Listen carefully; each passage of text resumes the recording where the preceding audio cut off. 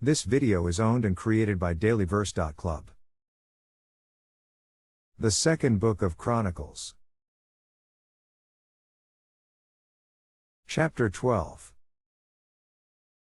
And it came to pass, when Rehoboam had established the kingdom, and had strengthened himself, he forsook the law of the Lord, and all Israel with him.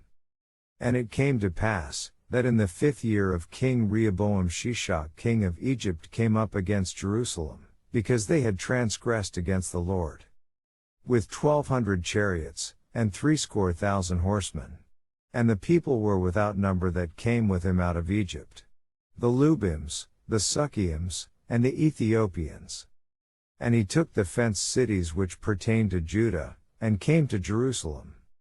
Then came Shemaiah the prophet to Rehoboam, and to the princes of Judah, that were gathered together to Jerusalem because of Shishak, and said unto them, Thus saith the Lord, Ye have forsaken me, and therefore have I also left you in the hand of Shishak.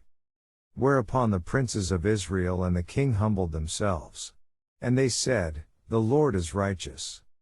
And when the Lord saw that they humbled themselves, the word of the Lord came to Shemaiah, saying, They have humbled themselves.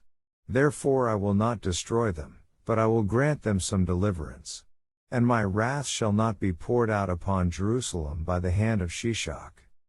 Nevertheless they shall be his servants. That they may know my service, and the service of the kingdoms of the countries.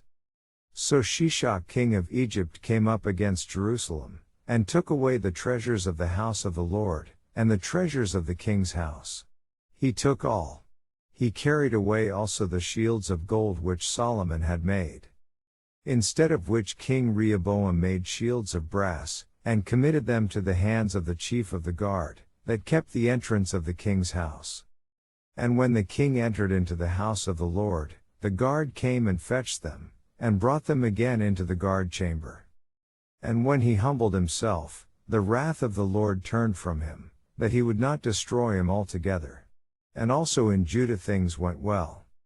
So King Rehoboam strengthened himself in Jerusalem, and reigned. For Rehoboam was 41 years old when he began to reign, and he reigned 17 years in Jerusalem, the city which the Lord had chosen out of all the tribes of Israel, to put his name there.